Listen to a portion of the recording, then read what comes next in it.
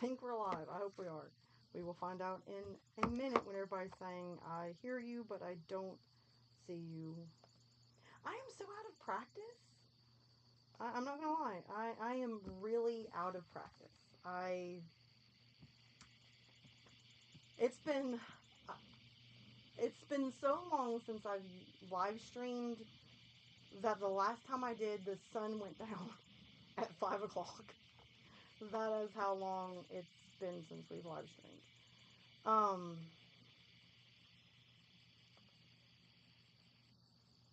see. So far, it looks like, according to the counter, we have 12 people watching. Not bad, since the fact it's been a very long time doing this. I don't know what to say. I'm actually speechless. I'm so excited to be doing this. I looked up stories. I was getting ready to do this, that, and the other, and I was super excited. I don't know. So far, it looks like only one of the moderators is in the chat. I think another one's supposed to be joining. If not, I'm going to be pretty mad at him for not joining, because he's usually the guy that catches every freaking thing that happens. You guys can't hear me, right? I'm not talking and nobody hears me, right? Please tell me. Okay, good. Okay, you can hear me. I'm messaging the other moderator right now. I've been like, dude, where the hell are you? Because it's time to start. I'm outside. I am happy. I love live streaming outside because it has natural sounds and backgrounds instead of having to put up a bunch of junk in my living room and set this up. Plus, I also didn't know how long it was going to take me to, well, I'm glad you're watching. Join. That is one thing I do like to ask, is if you're in the chat, you're watching, don't start. Don't start. I'm serious. Don't start. Is if you're in the chat, you're watching the video, please try to join in. Because you can ask me questions, you can say silly things. There's very few things that I don't tolerate. Oh, I guess I need to do that, because since we haven't live streamed forever and a day, we have some rules. Hey, Kyle, how are you? Outrum, September, my sister, Gallows, Brian, Evil. I'm glad you joined us. Usually we start off with each video, each live stream with, we're a no-nonsense channel. If you're here to start trouble, you're going to real quickly get blocked and booted out the door, because we are a fun channel. We have fun, we cuss, we say things that we're probably not supposed to. Unless I think children are watching, then we have to dial it back. So, that's oh, hey Todd, how are you? How is your Nick of Alabama doing? Just got started, my laptop was playing and I could hear myself and I was like, what's talking to me besides that frog? Okay. So we're also going to start with, how are you? How have things been? What's going on? Don't forget to join in the chat and ask me stupid questions, because you'll probably get stupid answers, and that's okay. I'm trying to think. What's new with me? A lot. A lot's new with me. Trying to think what I want to discuss and what I don't want to discuss. Yes, we have frogs. We have loud-ass frogs. And I imagine my loud-ass neighbor will start now, too. Anyway. Thank you, Kyle. Thank you. I try really... Shut the hell up. No one asked you. I try. Let me think. I was saying something, and it doesn't take much for my poor brain to just go... So... I'm doing good, September. This is one of the first summers where I actually feel like things are going good, amidst all the stupid stuff. As I told a friend today at work, we were talking about some stupid stuff, and I was like, well, do stupid things, win stupid prizes. And she was like, oh my God, I love that. I'm like, you haven't heard that? Okay, we're just going to go from there. Okay. Thank you, Evil. I'm actually letting it go curly because I'm so sick and tired of straightening it. It's lots of pain.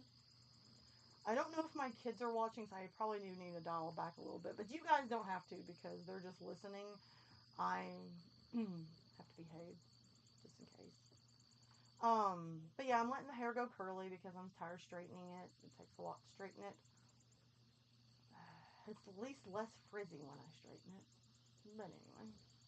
So what are you guys doing this summer? What has been your highlight of the summer? My highlight is just I don't know what my highlight is. I've got lots of highlights. Worked today. I felt like it was a Friday the 13th. I've never seen so much stupid chaos in my life that I didn't cause. Before anybody leave any comments, no, I didn't cause any of this chaos. Chaos just seems to follow myself. I've heard a lot of people tell me I look better with curly hair. I don't know which one I like better. Maybe I'll do a vote and you guys can tell me which one you guys like better. I don't really care. I did cut my hair. That is some new. Oh, I didn't think about that. That is some new things. I have cut and thinned my hair since the last time I saw you guys. I have lost a small child off of myself in weight. I've had a lot of health problems. I'm not gonna lie. Had a lot of health problems. Had a health scare this week. Still don't know how we're doing with that health scare. We're just playing it by ear. Hopefully you can't see part of it. Well, thank you about tell me I look good. Thank you. I'll take the compliment and smile. As one of my friends told me, I need to stop being so modest, and that when people compliment me, to just take the freaking compliment and smile. So, as the words of Madagascar, smile and wave, boys, smile and wave. What do you guys want to do tonight? My camera's. I gotta buy a new camera. I'm not gonna lie, my camera's shit. I mean, my camera's crap. I need to buy a new camera. It's on my list to do. Don't judge me. No, and the answer Evil's question that he's probably gonna ask me in a minute, due to that answer, my camera keeps focusing. No, I have not been in any trees lately. The tree has not attacked me. Although I did see a funny TikTok where this woman walks up and she's like, "You can talk to the trees." She's like, "Tree, touch me if you understand it." Touches her and some guy comes in and he's like, "The trees can talk. Touch me, tree," and the tree smacks him. So I mean, no, I have not. Curse count. Don't do a curse count. Okay, fine. Do the curse count. I cursed. I have a curse count of 1. Actually, by now I'm probably on 10 or 12. But since we're going with your count, that's fine with me. Just one. Just one. I have had 7. Oh gosh, Todd.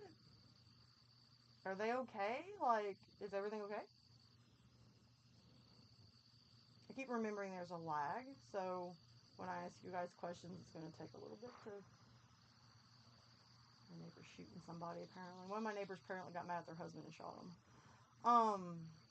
Is the sound okay? Because my microphone's down there. I didn't want to set it up here, and I didn't want to drag my outside desk over here. I'm lazy. I work today. I don't want to do it. I also don't want to hold this laptop either, so we may put it down, and I may have to stare at my phone. I hate to say it. I may have to stare at my phone. It's for the stream, just like I can't see what that says because there's a stupid heart button. Because the way it cuts off, it looks like it says. It looks like it says it's for the stream, just like my boob count, but I can't see it because the heart's in the way. Don't be talking about boobs, okay? I can't see what it says. I don't know where that voice came from. Sounds a little low. I had to turn my TV up. Okay, hold on.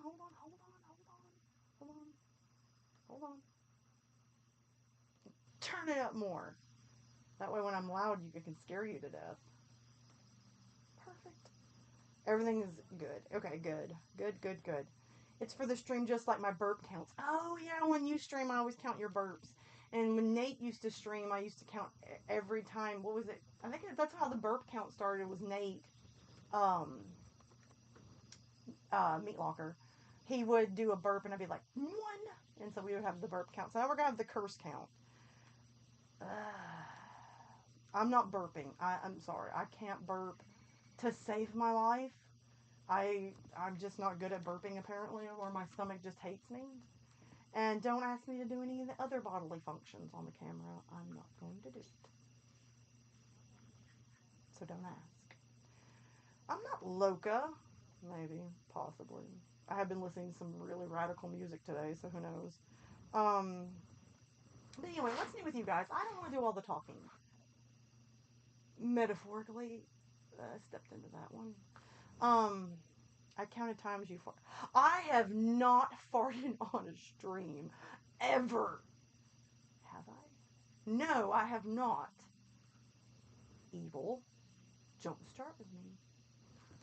Play this game. There's my camera again going to focus. I'm right here, camera. I'm right here. I need to buy a new camera. That's what I'm going to ask for my birthday.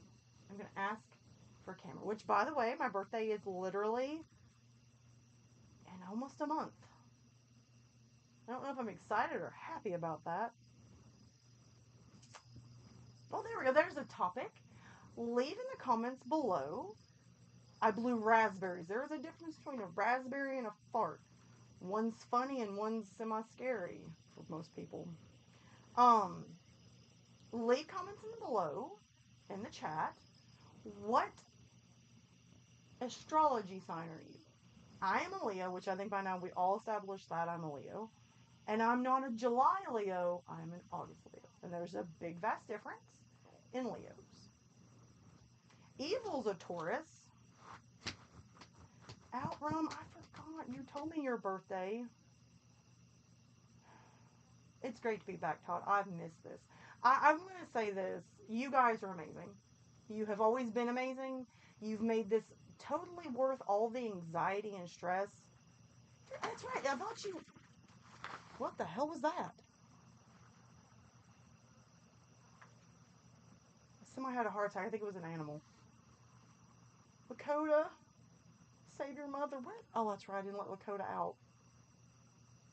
I hope it's not my neighbor's cat. It's mean. Anyway, if I die, I love you all. That's right, Outrun. You did tell me you were a Scorpio.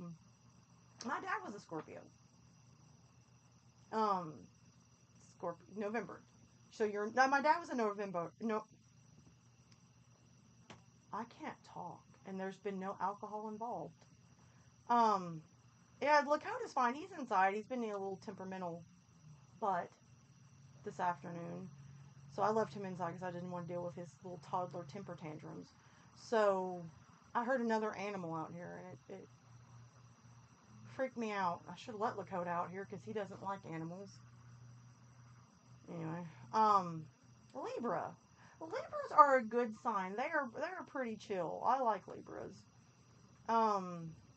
There's another Libra. Got some chill Libras in there. I like Libras. Scorpios are cool. And of course I love Leos. I mean, I don't know why I would. I'm trying to think. My brain keeps shutting out. I'm also realizing the sun's setting and I didn't turn any lights on, so... See? I don't think things well through. That's where you guys need to leave comments below saying, Lily, you need to start thinking things ahead of time. Because now here in a minute I'm going to have to stand up, walk over there and turn the light on. I don't want to do that. Anyway. I am noticing that according to this count on Streamlabs, we got like 12 to 20 people off and on coming back and forth.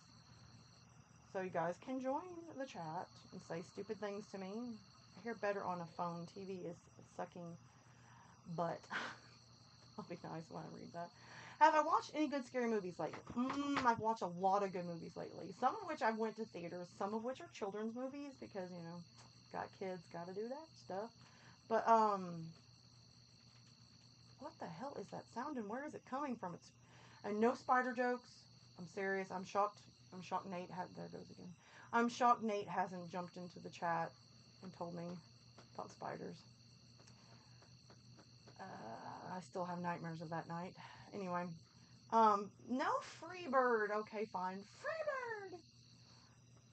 For you guys that are new to the live stream, back in the day when we started live streaming to begin with, I used to live stream with like one of my best friends. His name was Meatlocker. I call him Nate because who knows what the hell his name is now. Curse count number 2. Anyway, um, we would live stream on his channel almost 3 times a week. We had such a good time and such a good response from people us live streaming together. And he would start getting drunk toward the end of the live stream, and I have no excuse because I was literally sober. And one of our friends, Infinity Zero, thought it was funny when Nate started playing Freebird on his guitar to yell Freebird, and then every time somebody yelled Freebird, I had to yell Freebird. That was I know, number 2. I don't know where Nate is, Evil. Nate is like a spider in somebody's butt. You have no idea where he has went. I messaged him. I literally told him I was fixing to call the police and check the obituaries. I miss Nate. He always makes the chats a little funnier because he says things that gets me riled up, and I don't have that tonight. So it's just me on my own. I'm gonna have to turn a light on. It's getting dark, so might as well stop what I'm doing and stop being freaking lazy. Get up and turn the freaking light on and stick my boobs right into the camera because I didn't think that one well through either. Oh, shit.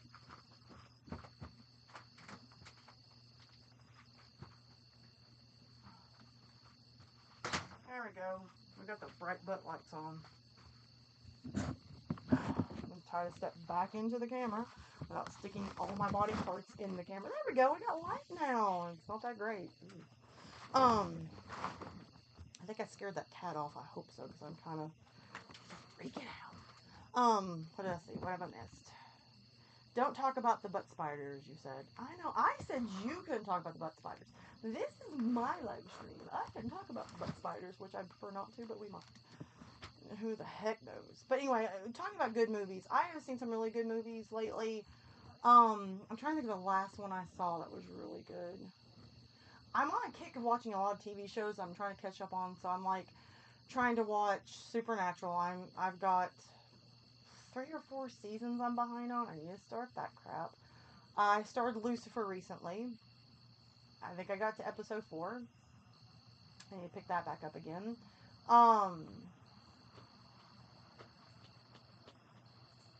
I started Yellowstone. I need to pick that back up. I am terrible at starting stuff and never finishing it. I think I need to work on that. Your wind chime makes the house look like it's got a radio tower.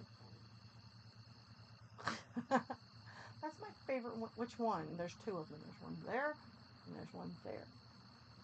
Which one? Both look strangely weird, but we're good. Well, next question is, what movies have you guys seen? I've been watching a lot of Amazon Prime movies, so instead of going to the theater, I've been watching them on, I have a sister that needs to start going to the movies with me. Yep. Because I miss going to the movies with her.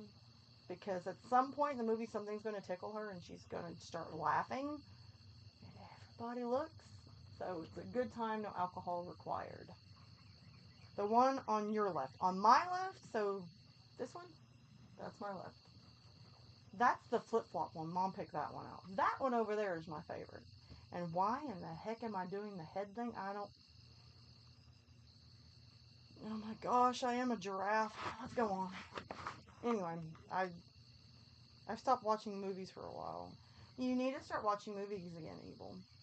They're good, and it's fun to do that. It's fun to have fun. Although that's what I've been told by most everybody around me, that I need to lighten up, stop being so uptight. And I'm like, dude, I'm trying. So the next question is, I'm jiggling that camera all over to high heavens. The next question is, do you guys want to do what our normal is? We talk your other left. I have but one left, EO.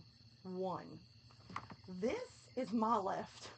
This is your left. So that one, yes, it does look kind of weird. Clean the camelins. It is clean. That is the reflection of the light behind me. And I don't know how to fix that because if I tilt it up, you're not going to get any better. So you guys get to see a radiant glow that is not Casper the Friendly Ghost. Your other... Oh, yeah, that's the same comment. Sorry. I thought I was reading a different comment. So, what horror movies have you guys seen? Shows, movies, games, any new games? Because I am going to tell you guys this. Me and my daughter were sitting and talking, and she loves to play video games, and I love to play video games when I'm not being too adulty. And we were really seriously thinking about getting a setup and start doing gameplay. Probably start off on Twitch, because they say gameplay on Twitch is better than gameplay on YouTube. I'm not so sure about that. You guys will have to tell me if you know the difference. But we were really talking about if both of us sat down and played games and live streamed it or did videos like Markiplier does. So,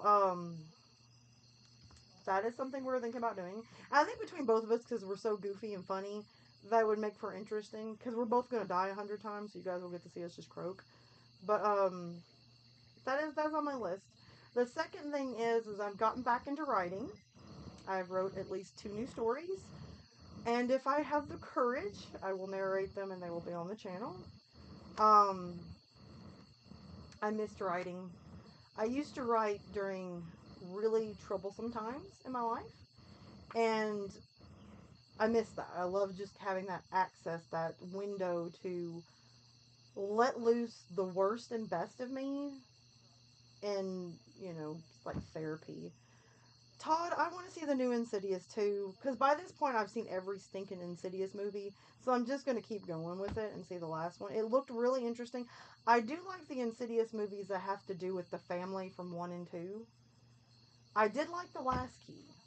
I really like that one. That might have been one of my favorite Insidious movies. I did not get into like The Conjuring. I watched the first Conjuring. I stopped there because I went to watch the second one and something happened in the second one. And I just stopped and went, no, this is not for me. So, Todd, you're watching Sons of Anarchy. I give up. I can't talk. I'm an idiot. You're watching Sons of Anarchy. I used to watch that show, and then I just kind of stopped. I need another show I need to pick up. Just saw something in... I cannot see all of my comments because that stupid heart button here. I'm gonna leave a comment so it'll scroll it up so I can read your comment. There we go. Just saw something in the dirt. It's funny and trippy. Not sure if it's entirely horror. That's not good. There's stuff going on behind me. Please let me know if a psychopath comes up behind me, like Michael Myers or something, or my neighbors decided to get drunk and get naked and come over here. Just let me know. My door's right there. I'll just run for it. Let's hope I don't pull some weird goober stunt and do something stupid. But anyway, what do you guys want to do tonight? I've gotten off track because I've gotten so excited to see you guys. Well, you can see me. I can see you guys in the chat. So we'll leave it at that.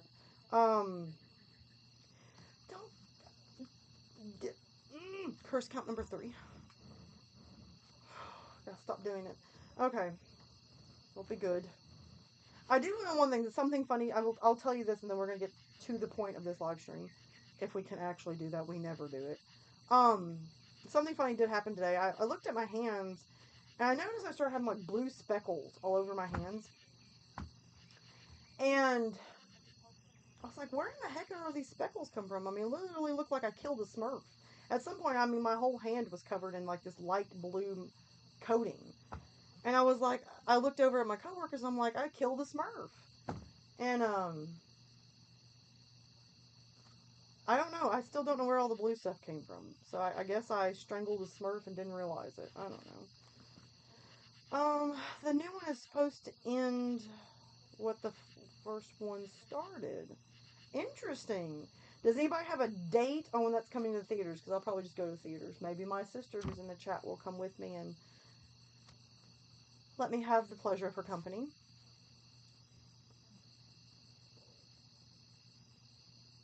Um, Sorry, I was reading. I left a long time ago on Twitter asking people to send me questions to answer on live streams. So if you guys decide that you want to ask me questions, go for it. So you made a Smurf. You're copying my TikTok, evil.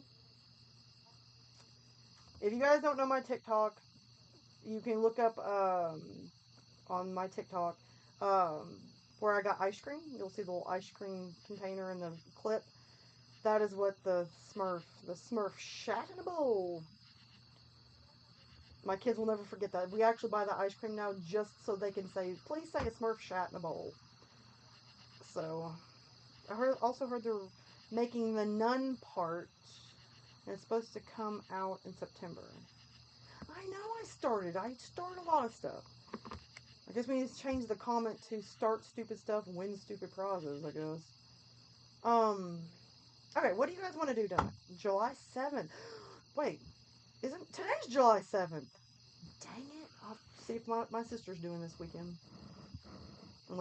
Unless somebody else wants to go with me, feel free to join. I like a good horror film. What do you guys want to do tonight? Do you guys want to do where we read a story, play part of a game? Holy shit, what is that? Oh, it's a lightning bug. I thought that was something else. Sorry. I'm just easily distracted tonight. I think I should have took my ADD medicine. I'm joking. I don't take medicine for that. I probably should. But I have some stories that we can try to read. We can play Would You Rather Horror Edition. What's that one game that people play on live streams that are horror narrators? Because I thought me and Nate used to play it back in the day on live streams, and I forgot the name of it. EO, what is that name of that game? I don't know why I'm throwing my phone at the camera. Because I thought about buying it and playing it. I should have probably drank an energy drink. My attention span is short and my brain is short.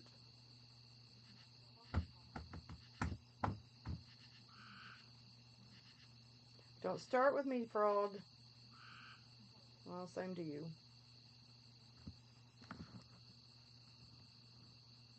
Shoot. Don't start with me. There it is. There's the links. Because I do have some horror stories. Now, these are blind horror stories, which means they were sent to me. I have not read them. I do not know what they are containing. So it's potluck tonight, which usually means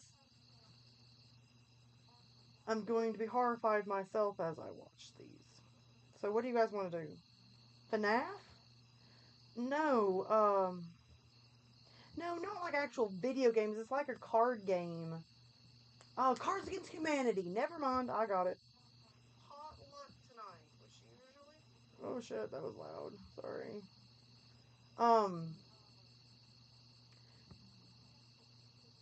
I'm thinking about getting Cards Against Humanity because I thought it would be interesting. That's a game my daughter wants to play is FNAF, and I don't know how I feel about playing that on a live stream or something. Dead by Daylight. I've thought about playing that one because Nate's been begging me to play with him, and I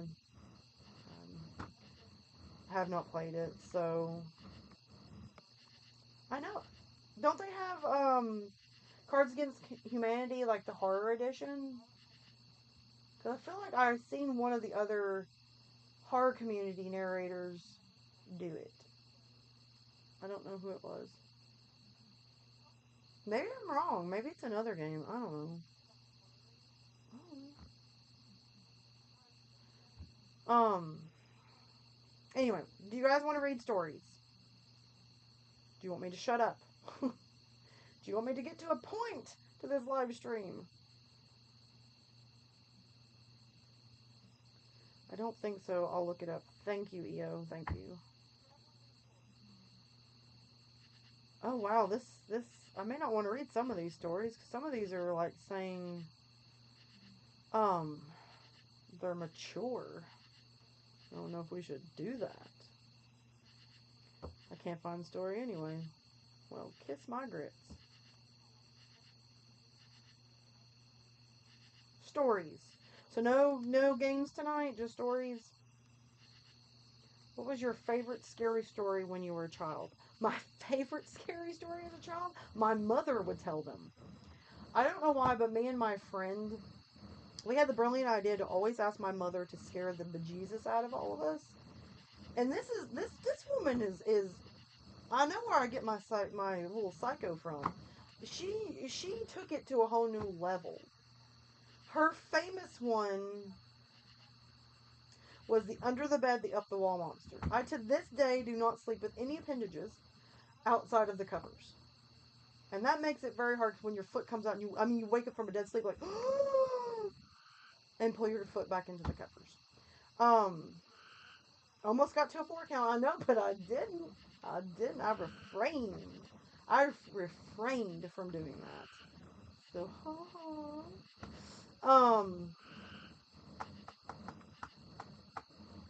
I don't. I don't remember how it started, but she told that story, and it was like, yeah, there's this monster that has like 7 rows of teeth, and it lives under your bed, and when you um get out as a child, when you get out of the bed, or body parts come out of the covers, it just gnaws it off, and I'm like, now this is where my overthinking mind comes into play. I have a very active imagination and very active overthinking. Um, I looked at her. Looks like an oh, okay. Thank you. Sorry. I have other people messaging me. Um, so my overthinking mind went to anything comes out of the cover. So like my toenail, my foot, my hair. I think I even got creative with like my boobs. And my mom's like, anything comes out of the covers, a man. And anything comes out of the covers. I mean it. Anything comes out of the covers. And yes, I know. Um,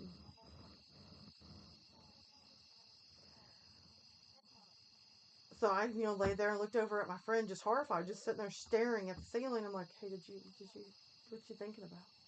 She's like, nothing. What are you thinking about? Nothing. I feel like I go to the bathroom. Yeah, me too. Did she say the only way to kill this monster was to throw it in a garbage disposal? Yep, that's what she said. You don't have one. I'm like, no, I don't. We don't have one. We're just crap out of luck. And that was not even the worst one. The worst one was the one I apparently got up a lot in the night to go to the bathroom, and I didn't bug anybody, so I'm not really sure why my mom got so agitated with that. But I got up one night too many times, and she come in there and told me one of her famous horror stories about children as soon as their feet touch the ground and they turn to a pile of dust. And that night, I laid in bed and I had to go to the bathroom.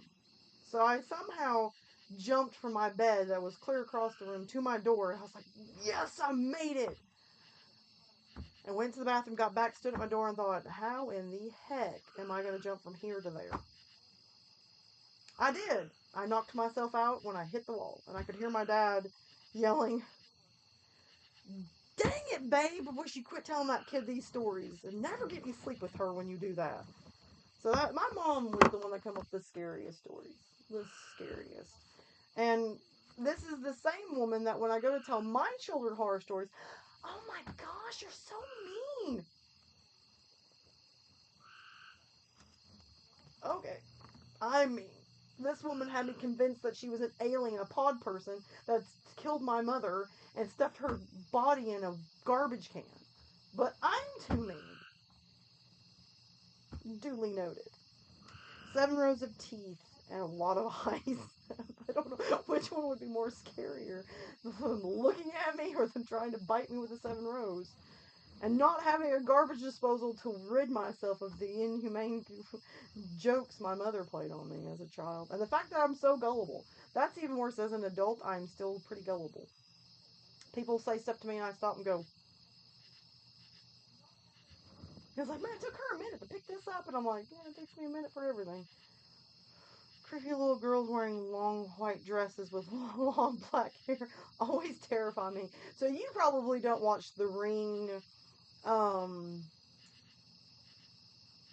um, what's that other one? It's not The Ring. It's Ju-on in Japan, but it's in the American version. What is it called? Evil. I need your help. I'm forgetting stuff, and you always help remind me.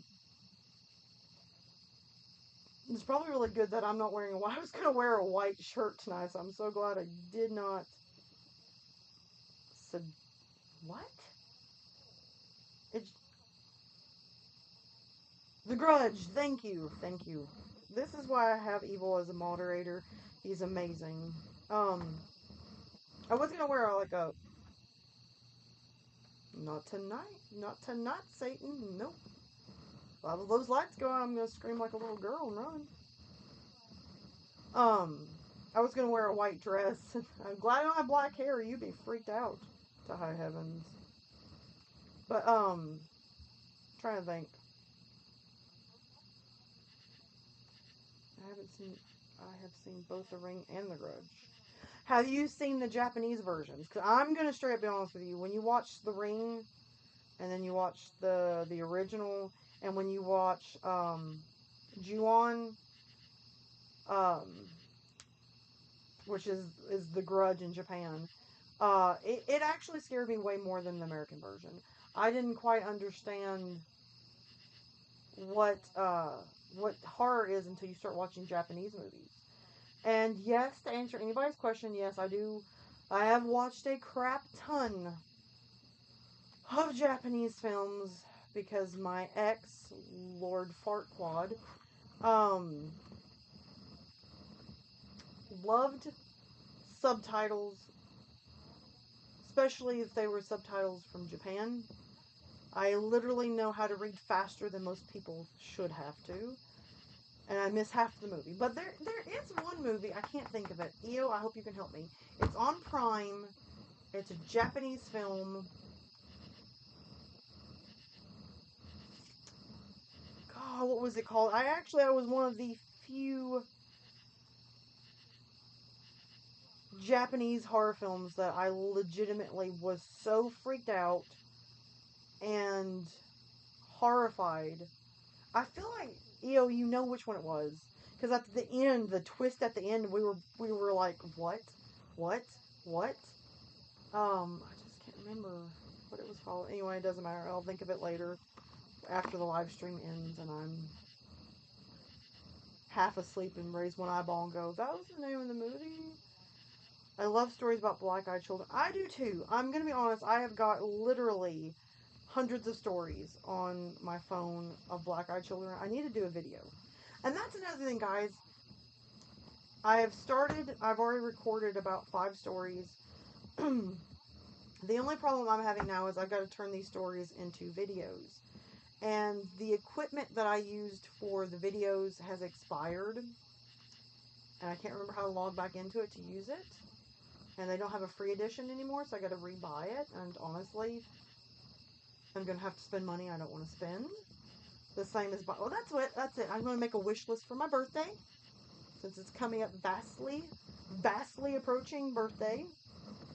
I want a camera. And I want some software. So if my children are watching, you need to note that for your mother. And if my mother's watching, because she seems to watch these and not tell me she does, you know what I want. I'm not hard to please, both of which are semi-cheap. What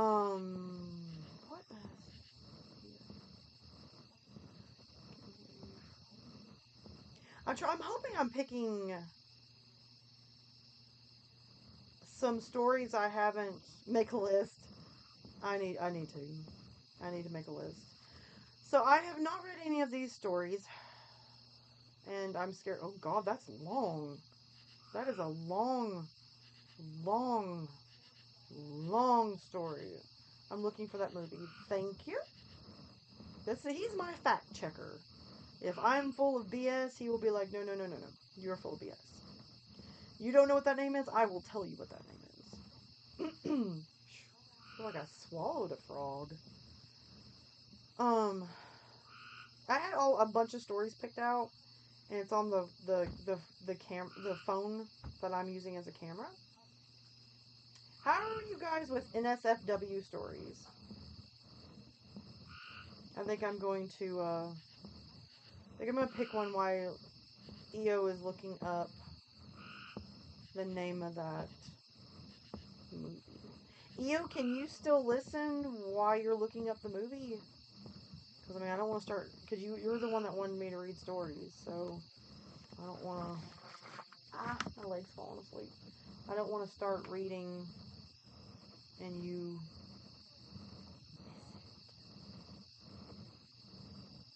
Okay, I'm going to skip on without you, because I'm going to take it that you can't hear it. You don't know what's going on. Yes, there you are. I was about to say a curse word and add to the count. Alright, this one is NSFW. It's from Reddit. It's Let's Not Meet. Written by Luz Sluz. Okay, and it's entitled, Someone Was Hiding in the Darkness While We Were Skinny Dipping. Hey, it's Friday. Don't judge me. It's probably what I want to be doing around about now. That night, I was hanging out with 3 friends, Sarah, Nick, and Mary. We were celebrating Nick's birthday at his place, which happened to have a hot tub in the backyard. After a couple hours and a couple of too many beers, we jokingly suggested skinny dipping in the hot tub as some kind of birthday present. I would have probably stopped there if I would.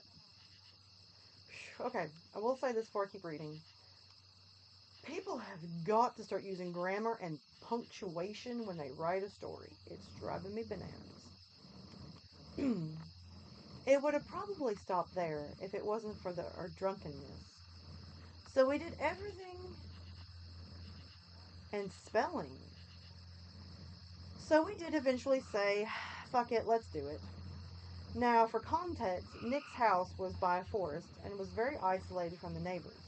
Adding to that was maybe past midnight, and anything past the Christmas lights of dubious quality that were spread around the yard was basically pitch black. Being freaking wasted, going out there without Nick's parents. What? Okay, I'm stopping right there. I'm not reading the story. That is the worst freaking grammar. Spelling, I can't even read it. We're done. We're done with that one. But we're going back. Hold on. Bear with me. Let's try that.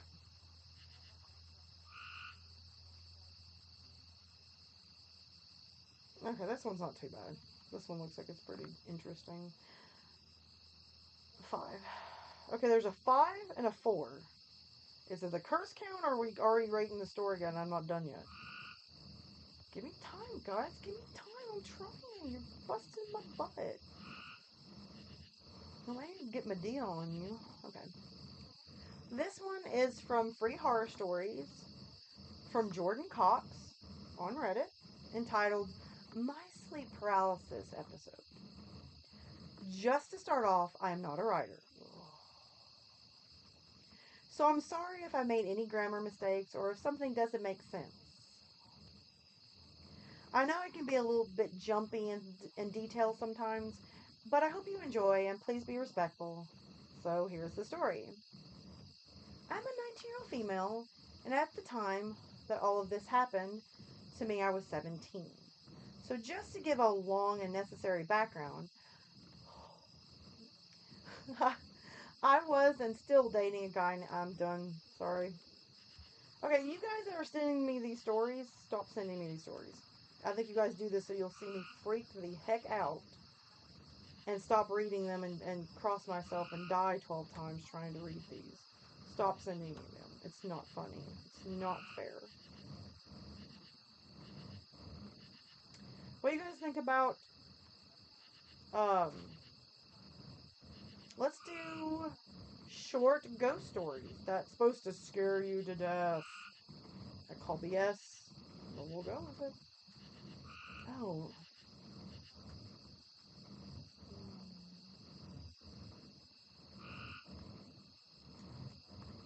I know one thing. The next live stream we have, we're going to do scary stories to tell in the dark because I was supposed to start doing those, and I told you guys I was, and then I didn't live stream for, what, 6 months? So, nope, it's a 5. Well, see, I'm glad I stopped reading the story out, Rum. I said 5. I started reading this story, and you were at a 5. You're like, nope. Terrible. Terrible. Alright, so these stories don't have any titles to them. They're just stories, so we're going to go with it. And I want you guys to rate these. 1 being that sucked, how about 0 being it sucked balls, 5, it was the best thing in the world. So here we go. Number 1. I was visiting my mother after my dad died. She went shopping with her sister and left me alone in her house. I heard my dad as plain as day up in his room.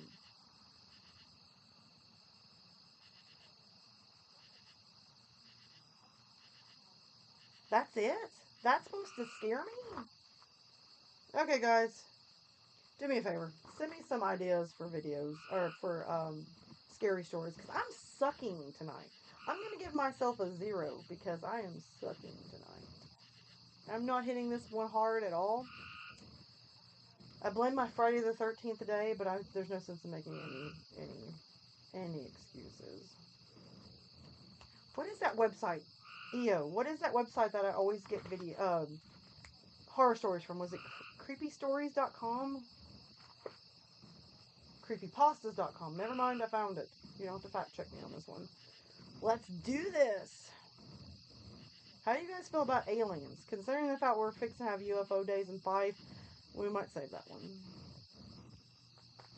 Ooh, that one looks good. It's got a good rate. See, this is why I come to creepypasta.com, because they rate it. They give me roughly about what time it's going to take to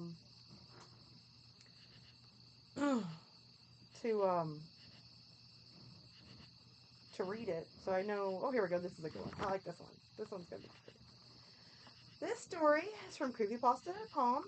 It's entitled, Please Help Me, I'm Scared and I Don't Know What to Do. I don't know what else. I don't know what else and how to say this other than I just saw a Titanic skeleton in the woods of Liaison National Park. I understand this place is usually reserved for fun, creepy stories, but I have genuinely never been more terrified or confused. What I'm seeing is real, and I can't think of what to do other than beg everyone who sees this to contact me and send help. An hour ago, I was sitting on the front porch of my cabin watching the sunset, and out of nowhere, this enormous rumbling filled the air. The type of rumbling that you can feel with the vibration in your bones from everywhere. Concerned, my first thought was, maybe that's an earthquake? However, the problem with my earthquake hypothesis was the ground wasn't shaking. It felt more like a rhythmic vibration, almost as if there were in intervals. Clearly, it had to be something else, I thought. Simultaneously, I hear tree branches snapping violently out of the distance behind the cabin, and I can see flocks of birds freaking out, desperately attempting to get away from this area. Not only that, I can see a thin layer of smoke or fog amongst the carnage. Immediately, my mind jumped to this being an active rock slide, which meant I need to act fast and prepare myself in case anything was coming toward me. As I scanned the area to see if anything was heading in my direction, my eyes stopped dead, back around to where I had seen the first sign of trouble. For a solid minute, I couldn't believe what I was seeing. I suppose that doesn't really do it justice. It was more like my brain completely denied the reality of what I was literally staring at. A hellish adaptation of a human skeleton towered over the trees. Note that I only say skeleton is because while it was close in the proper shape of one, it was entirely covered by a black film. I would tell you that the film was the thing's skin, but it undulated and popped in its weird spots like an unfathomable, intense collection of maggots, all moving in a spastic and discontinued patterns. Pieces of the black mass seemed to fall off of it as it moved through the trees and scraped violently against the branches. Its arms hung low to its sides, and massive three-fingered hands that fell below the kneecaps made no attempt to move the obstacles in front of it. It was long-necked and was the most inhumane part of its anatomy. If it was a regular-sized model, I'd assume someone had borrowed it from a house or shape of an animal, maybe. Despite the goofy-looking nature of its neck, I could quickly tell its purpose was to allow the thing a much better range of movement to aid in its search for whatever it was looking for. This was made all the easier by the fact that it emitted two bright beams of light from its eyes that illuminated the woods below it. Silly as it sounds, it was like the thing had a built-in searchlight, that it was used to scan every tiny being under its unrelenting gaze. By some miracle, the skeleton was a good enough distance away from me that it either hadn't noticed my presence or didn't care enough to inspect me. That being said, I was still effectively pinned down. Suppose I wanted to get in my car and drive off. In that case, that would require me going into the cabin and finding my keys, starting my car, turning on my headlights, and manually opening a decently sized steel gate just down the road. There were enough steps in my head that I could very well alert it to my position. In an emergency, maybe I could plow through the gate. Still, considering the potential damage to my car, it may not have been the outrun the giant to the highway. Secondly, if I was being honest, seeing that a monster made me too frightened to move any part of my body anyway. Some of you may call me a coward, and that's fair. But when that early hominid part of my brain that saved our ancestors from cave lions and birds and big enough to snatch them children away tells you to stay put, you fucking stay put. Unfortunately, it stayed put.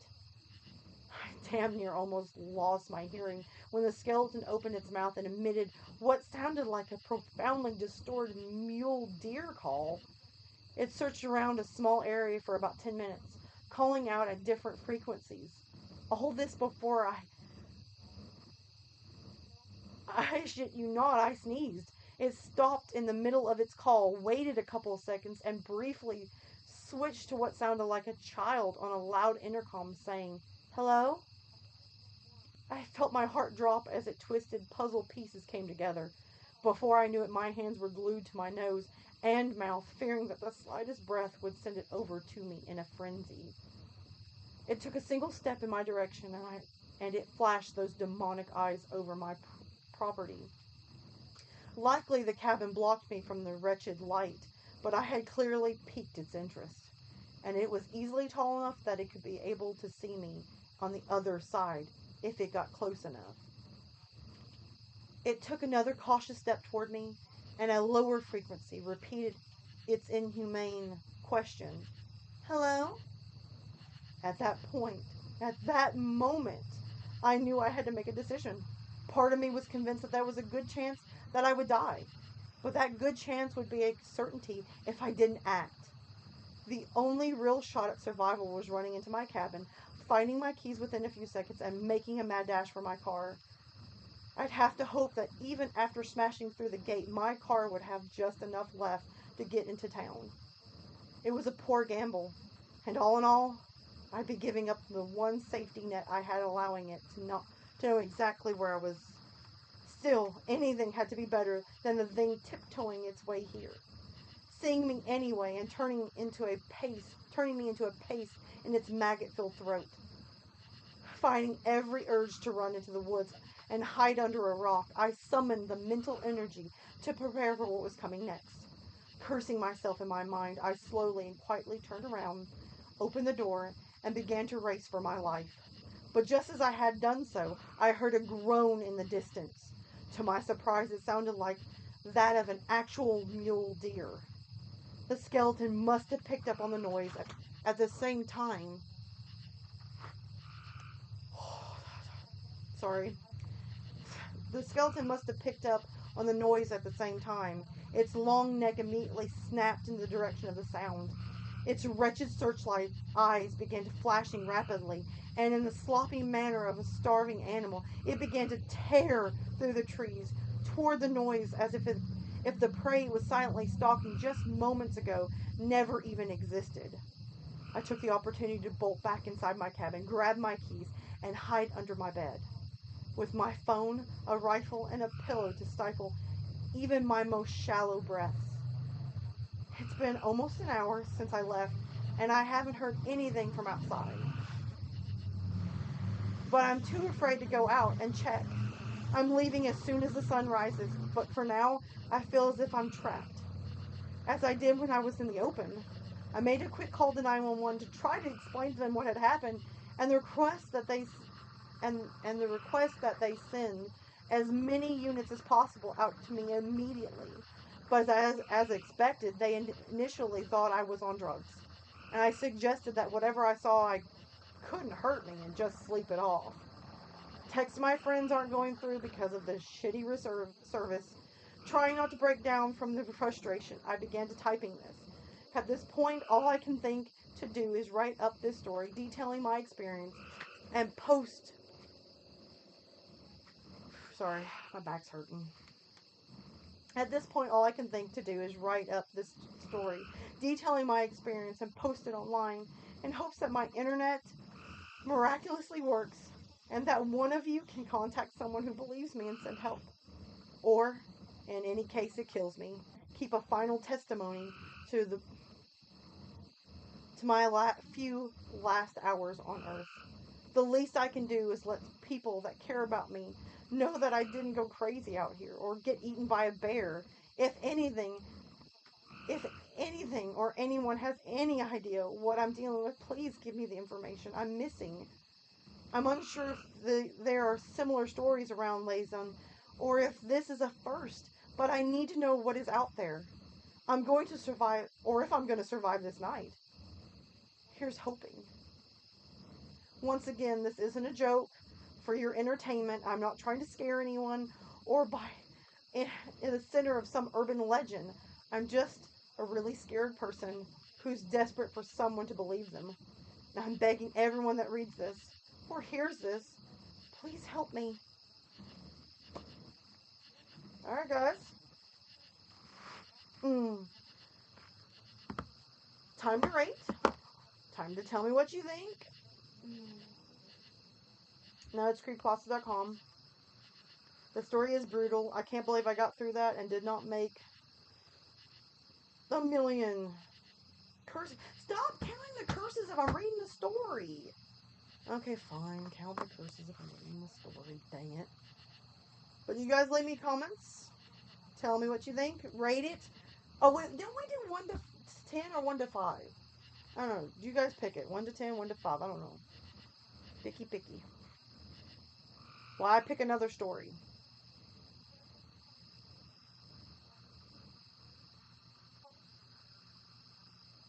The story was a 9. I like it. Alright. I did something good tonight. I did something good.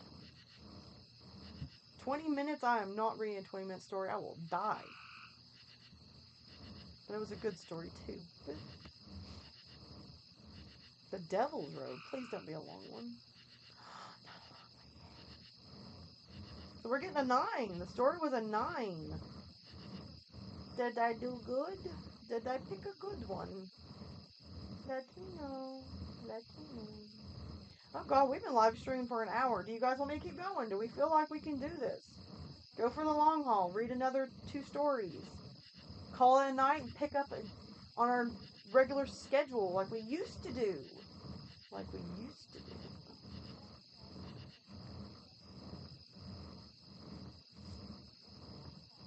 I don't even know how many people's in the chat anymore. I could be talking to myself. Let me see what's going on. Yes, you did. Thank you. Makes me feel good. I like doing good live streams for you guys.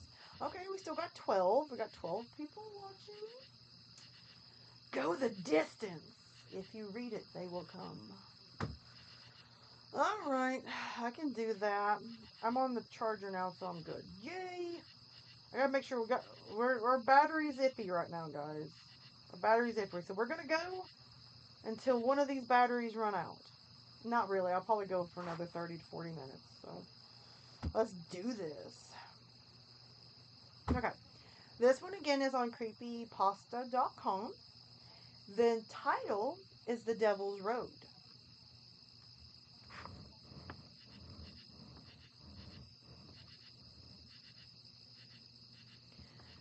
Y'all, I reckon there's nothing better than a good old southern rock to soothe the soul on a stormy Sunday night. This is Sammy James, and I'll be riding with you till the crows come home, here on 95.3 Rebel Country. Up next, we have the full tilt strumming of a 3-guitar attack. Y'all stay safe while you travel Devil's Road with the Outlaws. Whew, this is going to be a hard one, guys. Okay. Master Sergeant Oscar Green Jr. cranked the dial of his radio as the resonating tone of Freddie Salem blasted from his twin speakers. The full-throttle, hard-beat roar to life, slamming against the interior of his Ford F-150 crew cab. The thunderous crunch spawned by the unbridled rifling of a fine-tuned Gibson guitar caused the all-American blood in his veins to boil, his camouflage-draped knee to bounce, and his callus-laden fingers to drum against the steering wheel. A much-needed reprieve at this ungodly hour. He ought to have been home by now. His drill weekend ended hours ago. Instead, he had 67 miles of Tennessee back roads to go. A rather unfortunate byproduct of a 9-car pileup on I-24. Ooh, I know that road. After being trapped in a standstill traffic for 45 minutes, Oscar heedlessly decided to turn off the interstate and take a rural route home, doubling the duration of his journey. And now Oscar was driving in the dark. The pitch-black country road was devoid of streetlights, leaving only the beams of his headlights to slice through the looming darkness. Menacing, gloomy clouds heavy with malevolent, churned and rolled, obstructing the radiance of the full moon.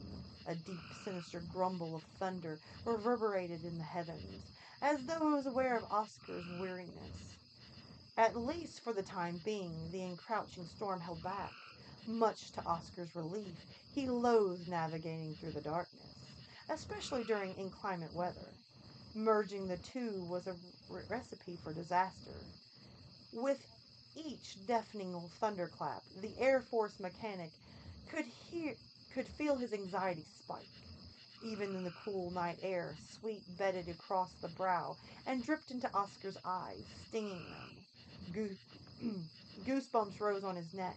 His chest tightened. A nauseating inferno began to sear its way in the back of his throat. Oscar could not shake a persistent sense of unease within himself. Perhaps it was his phobia of the night and the approaching storm. Or perhaps it was a sense of complete isolation. The region was uninhibited, with only the ominous silhouettes of overgrown grass and brush discernible on each side of the roadway. Nor had he seen another car or any signs of human life for at least 30 minutes. Or perhaps it was the teaching of his father that cultivated the feeling of ghastly apparitions. The elder Oscar Green was a superstitious man, firmly convinced of all the things supernatural, a conviction he instilled into his children at a very young age. And it was evenings akin to this that he would cautioned his family about. Don't go out at night, his father would warn, for the wickedness doesn't always hide in the shadows. Sometimes it disguises in plain sight. Within the constraints of the military and his everyday existence, Oscar tried to heed his warning. However, this evening was an exception, one he instantly regretted. "'Cause never free," the radio crackled, suddenly cutting off the lyrics of the rock song. "Just wonderful," Oscar rumbled into an empty cab. As the song dissolved into the interference, Oscar's temperament plummeted. Abruptly turning bitter, trying to soothe his temper, he stabbed at the truck's system in a futile attempt to find a station that came in clearly. Nothing worked. White noise shouted at him as he switched between the stations. Every now and then a female voice would articulate a fragment of a word, or Oscar would detect a fraction of a note. Nothing beyond that. Oscar found it peculiar. Oscar found it peculiar. He expected the signal to be strong, as he had passed a broadcasting tower 20 miles earlier. Shaking his head in defeat, Oscar pawed at his phone, resting beside him on the back bench seat. The screen was completely blank. He pushed the power button to double-check once, twice, 3 times, but it remained unresponsive. In a huff, he tossed it back on the seat. The sharp sizzle and snap emanating from the silent station. His already frayed nerves were about on its very end. He gritted his teeth as he shut off the radio. Nevertheless, the silence was absolute. The hush, eerily overpowering, only broken by reverberating of the impending tempest. Oof, big ones here. With every echoing crash from above, Oscar gripped the wheel more firmly, causing his knuckles to blanch from the strain. Oscar reassured himself that he could accomplish this task. He was on the verge of reaching his destination with only 54 miles left to cover. All he needed was for the weather to hold out for just a little bit longer.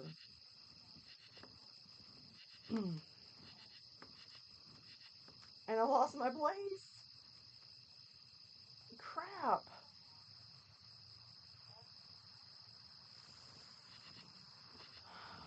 With the same determination as the little engine that could, Oscar repeated to himself, "You can do this, you can do this, you can do this." Unfortunately, Lady Luck did not favor him this night. It started drizzling a few miles down the road. A congregation of minute droplets collided with the windshield, briefly adhering to the glass, before oozing downward to oblivion. The cadence of the soft taps felt like akin to 1,000 razor-sharp daggers piercing his brain. With a forceful twist of his hand, Oscar activated his windshield wipers, temporarily erasing the source of his frustration. In the silence, the darkened road stretched out, growing endless, snaking around the countryside. Sergeant Green stifled a yawn as he rubbed away the drowsiness from his eyes. As he did, a beep resounded in the vehicle. Oscar blinked in his fatigue a few times until he saw the gas gauge on his dashboard had lit up, signaling low fuel. Fortune was taunting him once again. Son of a... He cursed himself as his numbskull decision. Groaning, Oscar started frantically scanning the desert road for a gas station or any sign of existence in the vicinity, whether glaring neon lights or a billboard cloaked by the gloom of nightfall. The very last thing he wanted was to be stranded in the middle of nowhere. He first saw them as he scoured the roadside searching for his salvation. 2 silhouettes walking along the edge, shrouded by darkness in the distance. They were moving at a slow, measured pace, as if they were hunting for something or someone. Oscar was intrigued by them. His focus twisted to the pair, and he couldn't help but wonder who they were and what they were doing amidst the blackness and the rainfall of the night. The instant his headlights pierced the twilight and illuminated the pair, the taller of the two began walking in reverse, with their thumb outstretched, the telltale sign of a hitchhiker. Out of nowhere, Oscar was struck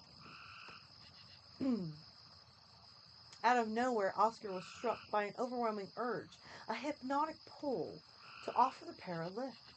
His hands intensely veered the steering wheel, guiding his truck toward the edge of the road. As his truck crept forward, nearing the hitchhikers, he was seized by a glacier surge, jolting him into a state of clarity. explosive, ex, exposing the recklessness of accepting two random strangers into his truck in the middle of the night. Shaking his head, Oscar swiftly accelerated, overtook them, avoiding eye contact. Nevertheless, shortly after, Oscar succumbed to the lingering impulse to play the Good Samaritan, and he quickly shifted his focus to the reflection in the rearview mirror. However, once his eyes locked onto the pair, fear began to crawling up his spine, like a frigid wind as ascending from the pavement. Making up his mind, Oscar drove on, not looking back. Several miles down the road, Oscar let out a breath of relief upon seeing a gas station. As the rain picked up, he veered off to the highway. The station was closed for the night, yet fortune finally smiled on Oscar as the pumps were equipped with round-the-clock service.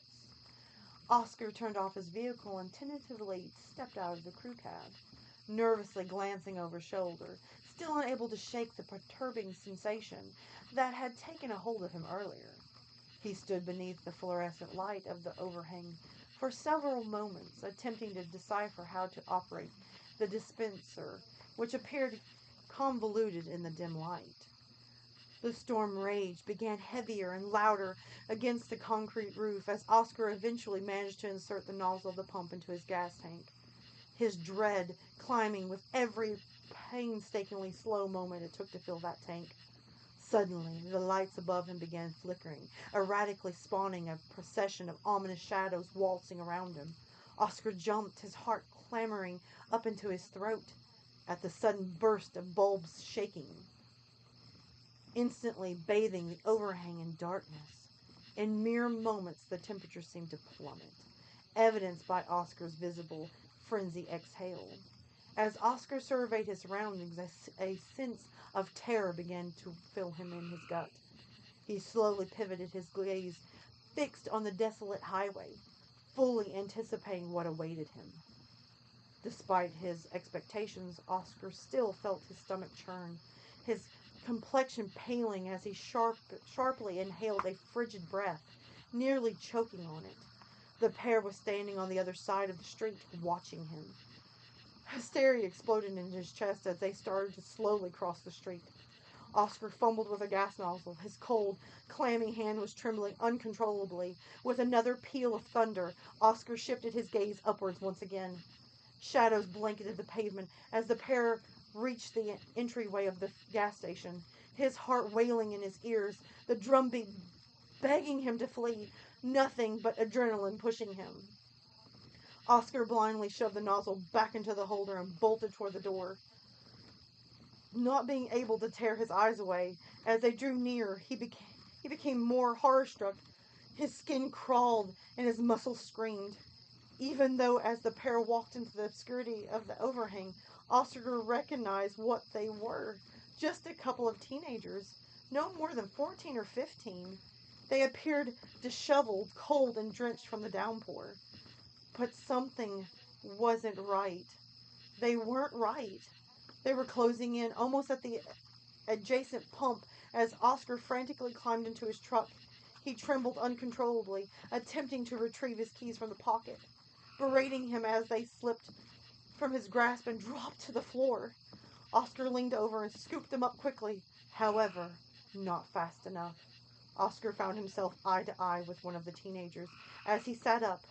A cold, sickening, unexpected sense of fear swept over him as the teenager lifted his hand and started knocking slowly but firmly against the driver's door. A familiar compulsion resonated from one he had felt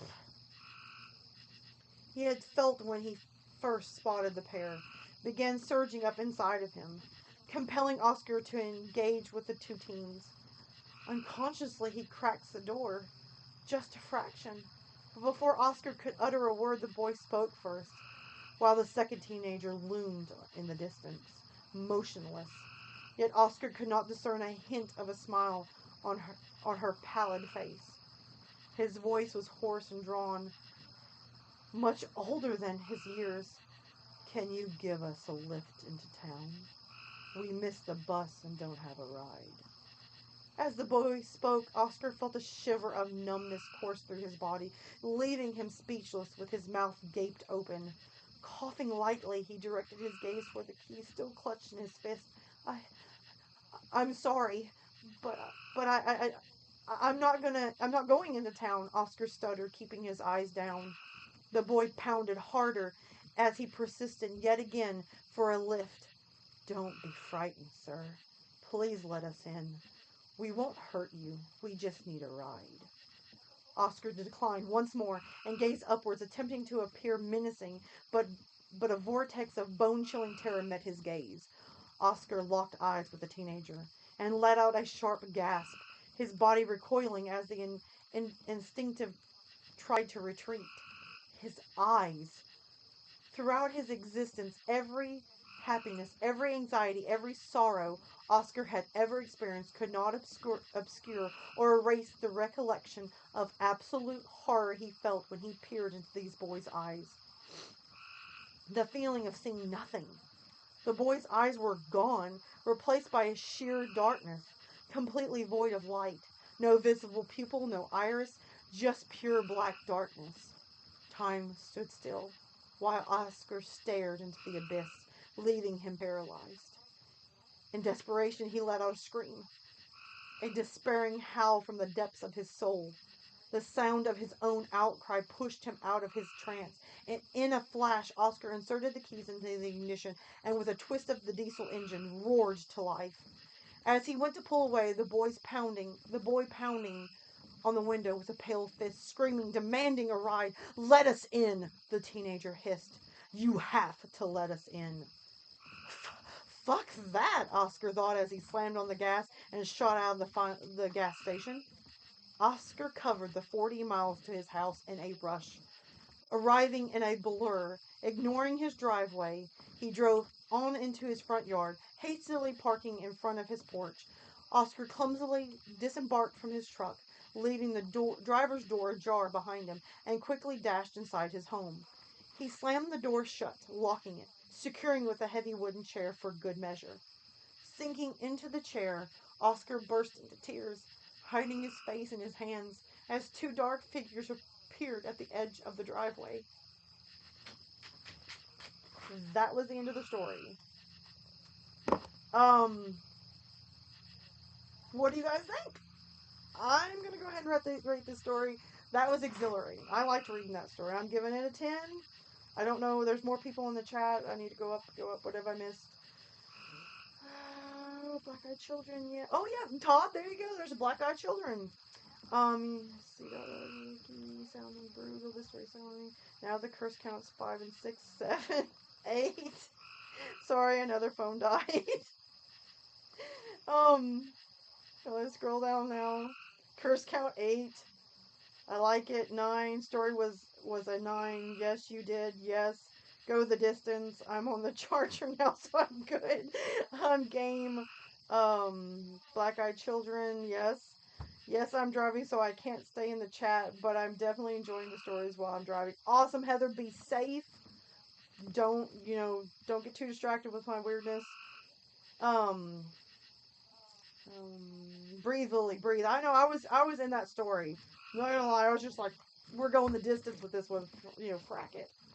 Run, Oscar, run! The story is fire. Curse count 10.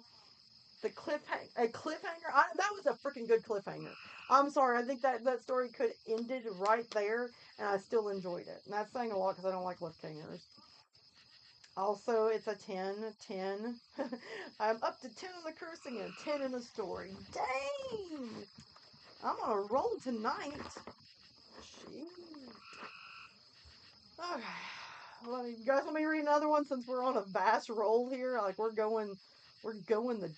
If one more skeeter bites me, I'm gonna skeeter my way out of here. I can't take the getting bit. I'm gonna have like whelps all over my body tomorrow.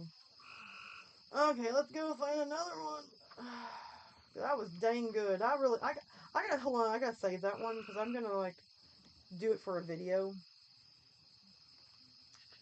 So let me save that one before.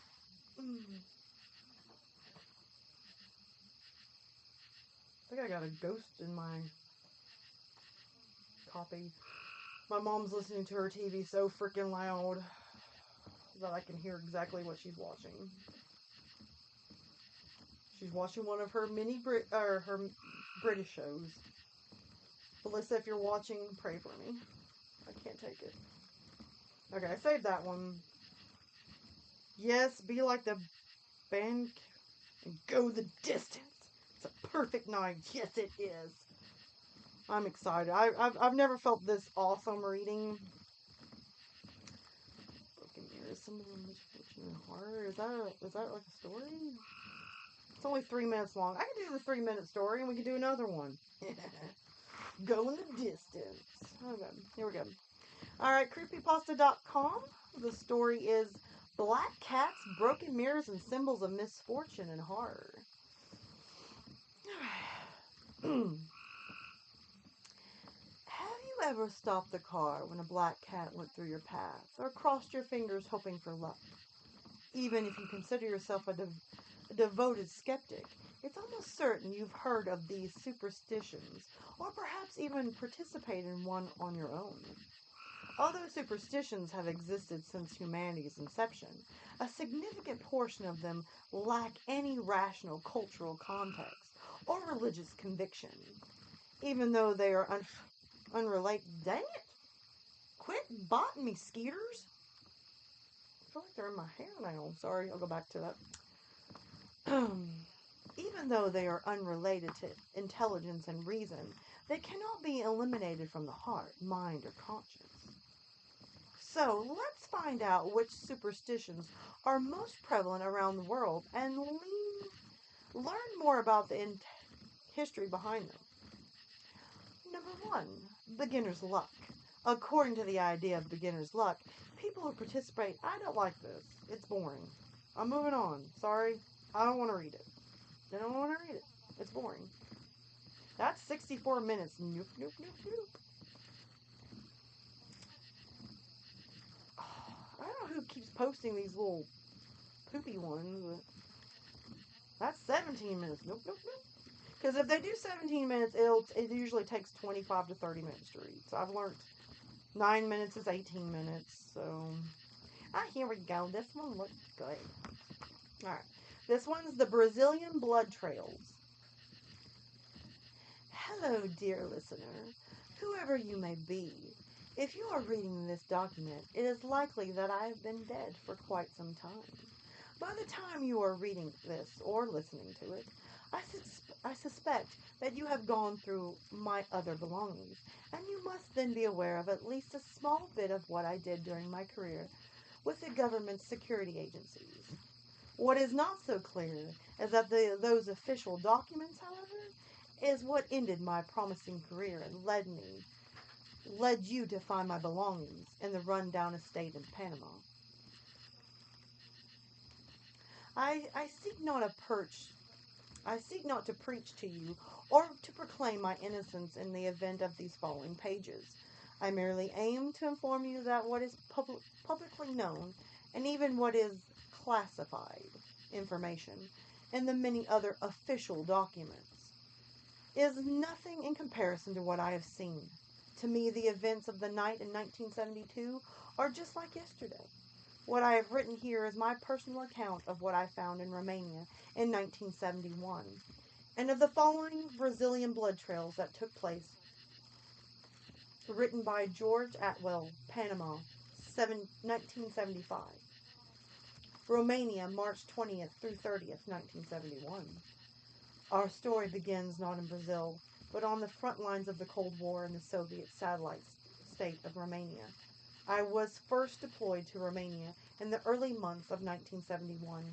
I was provided fake documentation to return to Romania, posing as an unfortunate communist who had wound up in the wrong side of the Iron Curtain. By this point, I had been working a basic farming job for a few months. The original aim was to merely record that military equipment the Romanian government was provided by the Soviet Union. By late March, I was supposed to use a small boat to quickly escape to Turkey and deliver the information I had gathered. Unfortunately for me, A few nights before I was set to depart, one of our informants told me of a strange scientist named Alucard. This scientist had allegedly been working on the Soviet government to use bats as spies across West Germany. At the same time, a drastic increase in the bat population had been recorded along the east-west German border. When I pushed for more information, my informant had little information aside from rumors. Allegedly, Alucard had been part of the aristocracy with King Carol II during the interwar and Second War periods, and had been known as a prominent member of the aristocracy. Before that, during the First World War, assuming this information was correct, Alucard had to be a very, very old man at this point. Along with this information regarding his age, according to my informants, nobody had seen him in many, many years. Romania, April 1st through the 5th, 1971. Despite the lack of information from my informants, I was ordered to either get Alucard himself or his research documents and immediately escape to Turkey. My first thought was that as a prominent scientist and member of the former aristocracy, now known as the enemies of the people, Alucard must be reliant on the Soviet government for medical and mental treatment. Perhaps if I could find this Alucard, I could escort him with me to Turkey and offer him world-class medical treatment in exchange for information on the experiments. Alucard would not, no doubt, accept this deal, and he could live out the rest of his days with at least some form of dignity rather than working for those who doubt and look away at his status and estate given his sudden disappearance from the public spotlight. Romania, April 10th, 1971. After pressing every informant and local contact I had for any possible information on the location, political status, and health of this scientist, all they were able to provide me was the location of the old estate in Transylvania. This estate was apparently the main research site of Alucard, and it no doubt also served as his prison. As I was preparing for this operation, one of my closest contacts, Alexei Bogza, I probably butchered that, had been increasingly suspected of being an informant by the Romanian authorities. In order to save him, just as he had saved me many of times, I managed to get an agreement with the headquarters that would both save him and make my job easier. That was a win-win for everyone.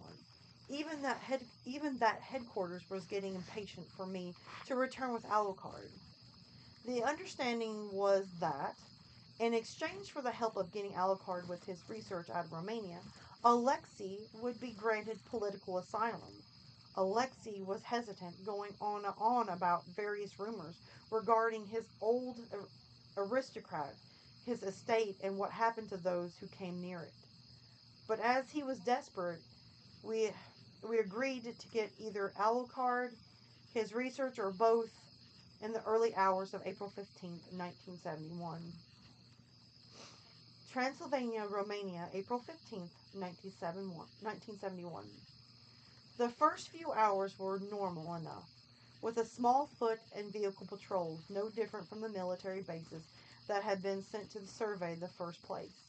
But as we got closer to this old estate, rather than more security, we noticed fewer and fewer security, measured in its place. By 2 a.m., we managed to enter what can only be described as a castle through an old damaged window leading into the basement. What we found was typical for an old estate: wine, books, old paintings of aristocrats who are long since dead. Making our way through the building was surprisingly easy, as despite our concerns, almost no guards were present aside from the occasional KGB officer, doing rounds before heading off to drink. A suspicion confirmed by the strong smell of close following me close. Oh, there we go. I skipped a line. Confirmed by a strong smell of alcohol on him, Alexei, following me closely behind, kept swearing he was seeing red eyes lurking in the dark. And every time I looked back at him, Alexei would look back like he had seen a ghost. While I had been doubtful of many of my informants, as they were mostly rural conservatives, prone to rumors and superstition, I had known Alexei to be quite rational and not prone to superstition. To ease his fears, I told him he was just getting jumpy and that he must have been seeing things. But I was also concerned, as I had seen those red eyes in the dark a few times myself. Whatever was watching us must have some sort of experiment by Alucard, and I assumed it must have simply been a tool to reduce security, perhaps some bat trained to monitor our movements, but why was it just watching us rather than alerting security? At approximately 2:30, we entered what we could only assume was the main laboratory of Professor Alucard. It contained endless vials of blood and at least a few dozen cages containing at least 3 bats each. Alucard seemed to be experimenting with vampire bats.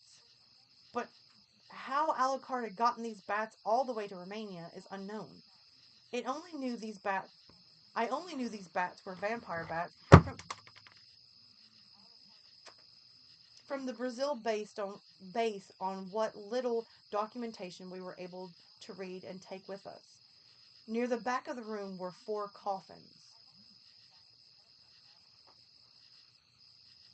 Prying open one revealed a pale, cold, and long since dead body.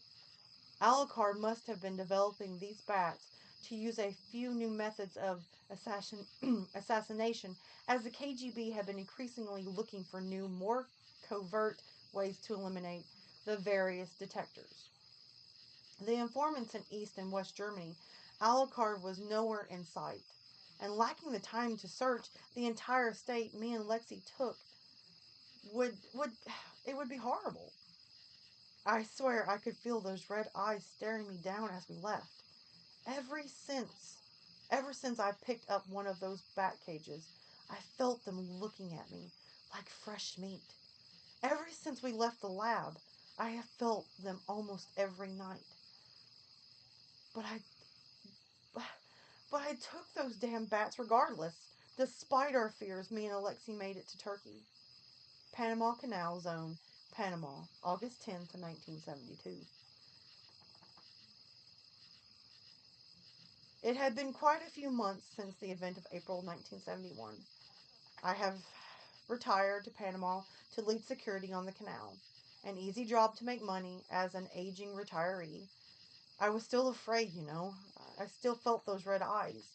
Even as I tried to separate myself from the past work.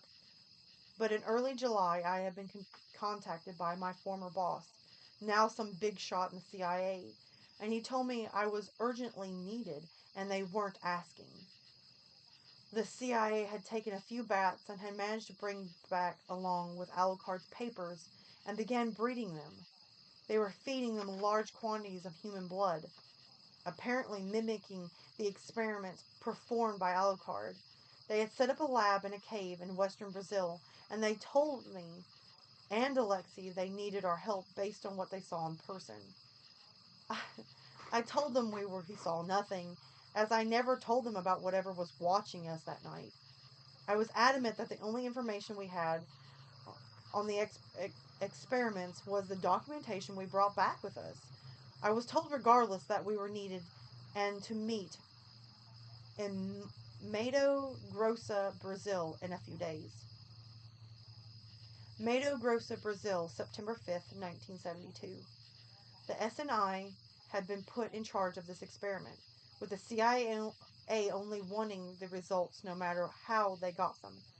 The SNI was more reckless, and with whatever it was that they saw back in Romania, they would only increase the risk of disaster. The SNI had continued breeding those bats they had brought back. Thus, the need for a large cave. The cave entrance was blocked by an electrical fence from floor to the cave's ceiling. Along with the right side of the cave was a mobile lab, It was essentially a long series of rooms connected by tubes to isolate the lab from the cave. This was necessary as the bats had grown aggressive, far more so than the bats we had seen in the lab back in Transylvania. Before we were told they were expecting us to do, they wanted to show us the 3 chambers and the current results they had collected. The first chamber had bones of various kinds of animals, cows, pigs, sheep, etc. Given the number of bats they had said they had managed to breed, and the increased aggression in these bats, it was no shock that most of the animals had died within an hour in the first chamber. The second chamber was similar to the first, only the piles of bones seemed to be higher and higher as we progressed through. At this point, the only light source was coming from the lab spotlights. I must also note that the bats in the second chamber were not bat-sized. The first chamber, the closest to the entrance, had most exposed to sunlight, and normal looking bats, but the second chamber they were quickly began to grow in size, with a few being in size of small children. The final chamber was pitch black and was ultimately the reason that they had called us to aid in their research. In the final chamber, familiar pairs of red eyes peered back at us from the darkness. Alexei had not been as discreet as I had been, most likely a result of his desperation to be granted political asylum, and he had told the scientists about the creatures that was watching us back in Romania. I must note, looking for more animalistic than whatever had been stalking us before. We were told that these bats had indeed learned to kill humans, and in fact, it became their preference rather than cows or sheep. The final chamber had human skeletons by the hundreds. But the problem was that as they went deeper into the cave, they detected less and less noise. This would indicate that there were far fewer bats in the third chamber.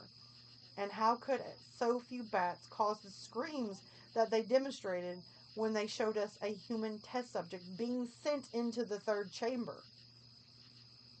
Mato Grosso, Brazil, September 6, 1972.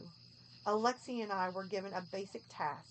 In each of the chambers, they had an adult male, approximately 20 to 30 years of age, strapped to a chair. The subjects, we were told, would last from 1 to 3 days if lucky. The first chamber was not a problem, as during the day most of the bats retreated to the inner 2 chambers.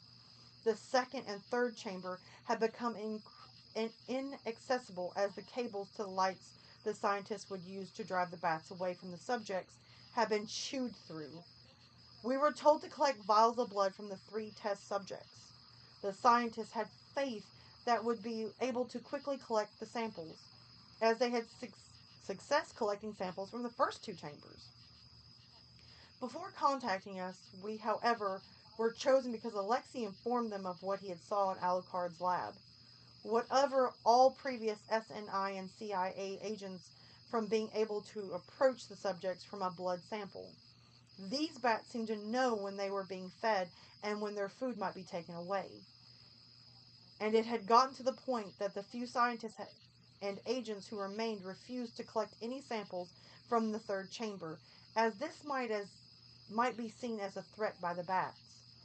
They originally wanted to cut off the food supply to that chamber, but after recording increased agitation from whatever creature had grown in the third chamber, it was decided that its hunger would be the best decision into which we could collect a sample from the subject to see how much a threat this creature was. Regular vampire bats have Draculin in their saliva to prevent their prey's blood from clotting. So, the scientists concluded that taking blood samples from the area bitten would then provide us with a rough estimate of both the amount and size of the bats feeding. Mato Grosso, Brazil, September 7, 1972. Alexei and I had taken the samples from the first chamber on September 6th. The subject had passed from blood loss, but the blood samples seemed to indicate that these were almost regular vampire bats, aside from the increased aggression. We entered the second chamber through the test chamber doors, located deeper in the facility. Alexei was told to protect me as I took the samples. To do this, he was equipped with both UV and regular lights. The UV light helped to see the fresh blood trails that led us to the subject. We were able to collect the blood samples fine, but we did have to hide a few of the rock formations and hold the regular light posting outwards the large bats. The test subject in this chamber, unfortunately for us, was still alive.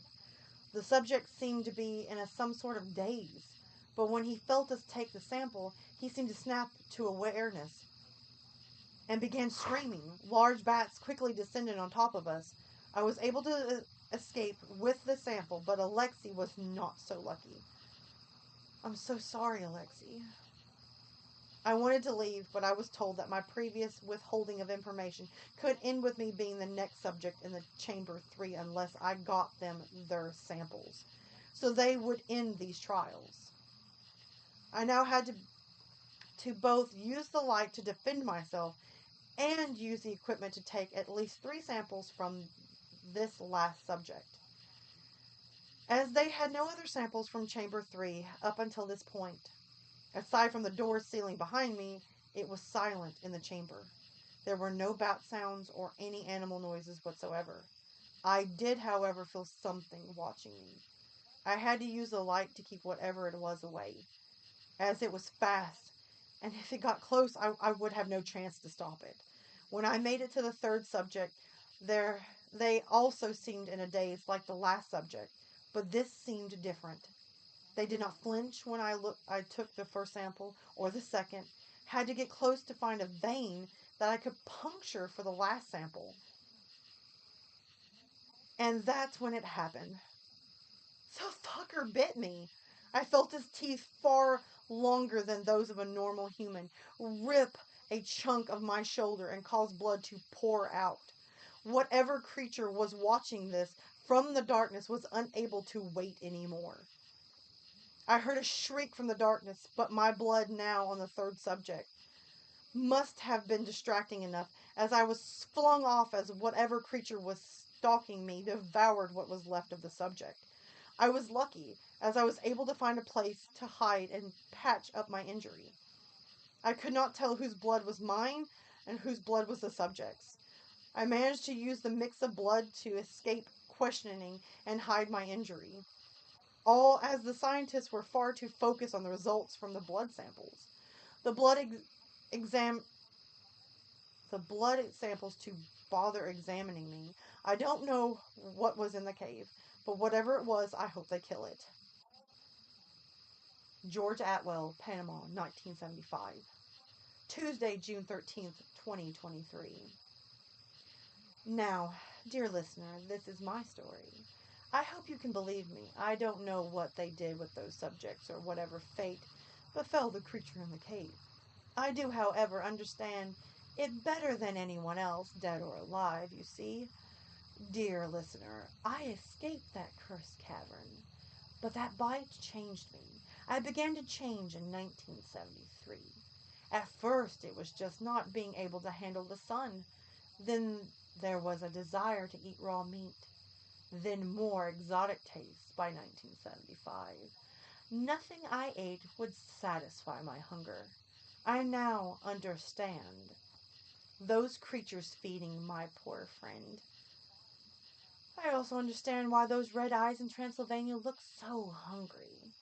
I have become so thirsty over the past few years, and before you came, I was not given any subjects to feed upon. That was the end. Your house is getting scared.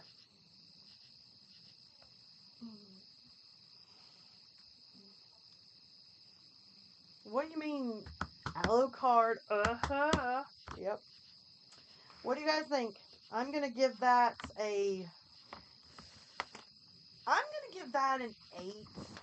It was a very good story. I like where they were going with it. It was very interesting. But The problem is, there was so much that wasn't exciting. By the time you got to exciting parts, I was like, I'm kind of done. I actually, at some point, wanted to stop reading, but I was too invested, so I was going to go with it. So I'm going to give it an 8, just because it took a lot of time to get to what I was needing it to get to. And I started to get a little bored, and then I started getting antsy moving around. So, I'm going to give it an 8. And, Eo, what are you talking about? Your house is getting scared. There's no one in my house. It's just me. Just me. I'm all alone. Except for my mom. But I'm all alone. And my ass hurts. This chair is not comfortable. I'm going to put a pillow in it next time. I liked it. That was the best low-key vampire story I've ever heard. I would say it's probably one of the better ones. It just took so long to get to where I needed to go. I'm shaking the camera by jiggling my leg. I started to get a little antsy, and I didn't want to keep going, but I was like, I've already read this far, so let's go. It's also going 10 o'clock. This has been a 2-hour live stream. I'm pooped. I'm old, apparently now. Apparently I'm old because I can't work a full-time job, be a parent, and stay up till 2 in the morning. But I think I did pretty good tonight. I think I did pretty good. I did gab a little too much. Sorry. I've just missed you guys. I missed doing this. I missed having the fun, the excitement. But I am hot. I'm starting to sweat a lot more than I thought I would because this laptop is very hot. And I'm hearing noises from your house unless Lakota was fooling around. It was Lakota. He was fooling around. Lakota was like, I don't understand why my mother is outside. Mother, come in. I summoned him again. He's like sticking his nose in the door going, like that's supposed to entice me to open it. Whatever. Ass doesn't count as a curse. Spirit. Why is ass not count as a curse? Is it because it's... Why? Why is it not a curse? Inquisitive minds want to know you. It was fun. Okay, but I'm gonna start bringing this to a close. I really enjoyed this. I'm going to do this every other Friday. So I did this Friday. Next Friday we won't do it. The following Friday we'll do it. Then we'll skip a Friday. That way, my kids are usually not home, so I don't have to worry about taking time away from them. Fingers crossed we will get back to uploading videos Wednesday, Thursday, somewhere in there. My goal is to have a video for like Wednesday, Thursday, and then a live stream on Friday, so we can get back to having content. I am going to start uploading shorts on YouTube. So I'm going to start doing those because apparently YouTube wants me to do shorts so I can get back into their good graces. Thank you, YouTube. But in the meantime, on Instagram and TikTok, I do a lot of weird stuff, a lot of fun stuff. I am going to start putting some short horror film stories on TikTok to bring more to the channel, because when I used to do that, I brought a lot of new followers and family to my YouTube channel. But I'm going to start calling this to an end, call it to a close. It's getting late. I'm tired. I'm old, apparently. And,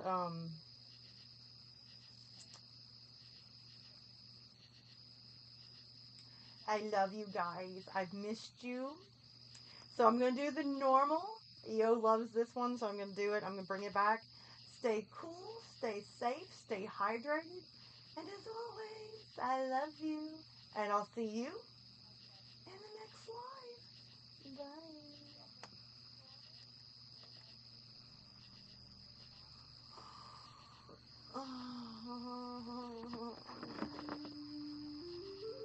I didn't mute my mic. I'm so brilliant.